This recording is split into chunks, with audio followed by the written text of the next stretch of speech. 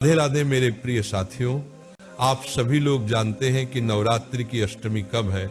इसको लेकर लोगों के मन में बहुत असमंजस की स्थिति है, क्योंकि साथियों इस बार नवरात्रि पूरे 10 दिनों की पड़ रही है।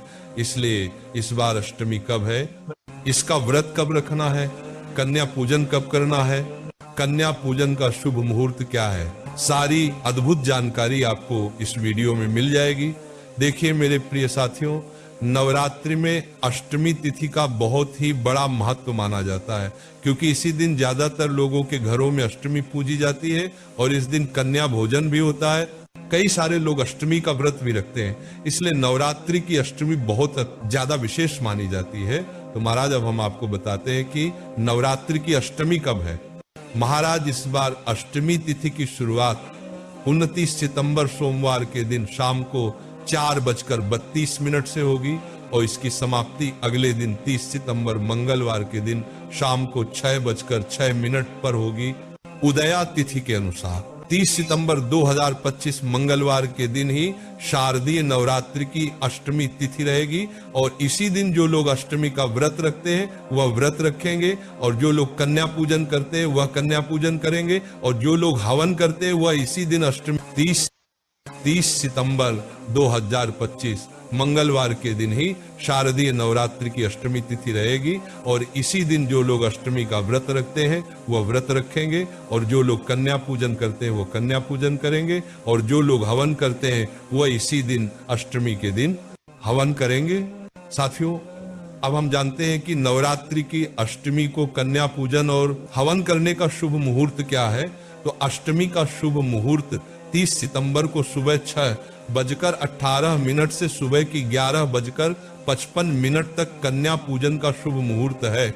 वैसे साथियों आपको सुबह 8 बजे से दोपहर 12 बजे के बीच में कन्या पूजन और कन्या भोजन करवा देना चाहिए। इस दिन मां महागौरी की पूजा की जाएगी। देखिए महाराज, जो भी लोग अपने घर में नवरात्रि की अष्टमी को कन्या पूजन करते हैं उनको कुछ नियमों का पालन जरूर करना चाहिए। जैसे इस दिन आपको सुबह जल्दी उठ जाना चाहिए और स्नान कर लेना चाहिए। अपने घर की पूरी साफ सफाई करके भगवानों को स्नान कराना चाहिए और आपको इस तरह ऐसा भाव बनाना चाहिए कि आपके घर में स्वयं कन्याओं के रूप में 9 माता रानी आने वाली है और आप उनकी पूजन करने वाले हैं। और महाराज, जो लोग अष्टमी को अपने व्रत को खोलते हैं तो वह सभी लोग हवन करने के बाद, कन्या पूजन करने के बाद ही अपने व्रत को खोले। अब आपको सुबह सबसे पहले कन्याओं को न्योता देकर आना चाहिए कि आज हमारे घर में कन्या पूजन है, आप आ जाना। इसके बाद में घर आकर अपनी कन्या पूजन की तैयारी में लग जाना चाहिए। इस दिन शुद्ध और सात्विक भोजन बनाया जाता है जिसमें लहसुन प्याज का प्रयोग नहीं किया जाता है और खीर और पूरी विशेष रूप से बनाई जाती है। और कन्याओं को देने के लिए आप पहले से बाजार जाकर चुनरी जरूर लेकर आ जाए और उनको गिफ्ट में या तोहफे में कुछ देने के लिए जरूर लेकर आ जाए, जिससे देखकर वो सभी कन्याएं खुश हो जाए। अब जैसे ही आपकी सारी तैयारी हो जाती है, आप सभी कन्याओं को उनके घर से लेकर आए अपने घर तक। उसके बाद में सभी कन्याओं के पैर धुलाएं, उसके बाद में उन्हें कुछ आसन पर बैठा दें और उनके सामने भोजन की थाली परोस दें और उनको आराम से भोजन करने दें। भोजन के बाद सभी कन्याओं के हाथ धुलवा दें और उन्हें एक ऊंची जगह या सोफा या पलंग पर बैठाल दें। अब आप उनके पैरों में माहुर लगाएं।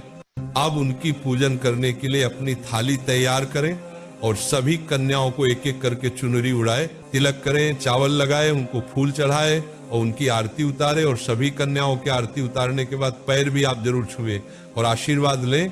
साथियों, आप सभी कन्याओं को कुछ पैसे जरूर दें, चाहे 5 रुपए चाहे 10 रुपए जरूर दें और फिर सभी कन्याओं को आराम से खेलने दें।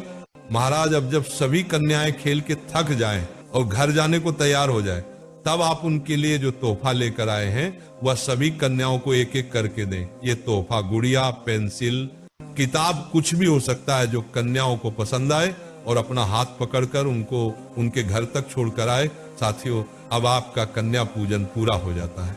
इस विधि से अगर आप लोग 30 सितंबर को शारदीय नवरात्रि की अष्टमी तिथि को कन्या पूजन करते हैं तो आपको आपके व्रत का भी पूर्ण फल मिलेगा और कन्या पूजन का फल मिलेगा।